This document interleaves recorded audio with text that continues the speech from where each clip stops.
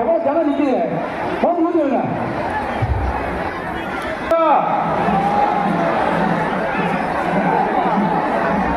கோவிந்தா கோவிந்தா கோவிந்தா கோவிந்தா கோவிந்தா கோவிந்தா கோவிந்தா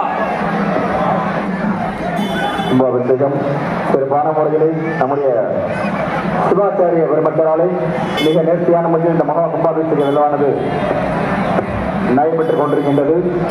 தயவு கூர்ந்து பக்தர்களே உங்களோட உடைமைகள், குழந்தைகள், நகைகள், இந்த மொபைல் போனு பர்ஸ் தயவு செஞ்சு கவனமா பார்த்துக்கங்க. கூட்டம் அதிகமா இருக்கிறதுனால தயவு செஞ்சு திரும்ப சொல்றோம்,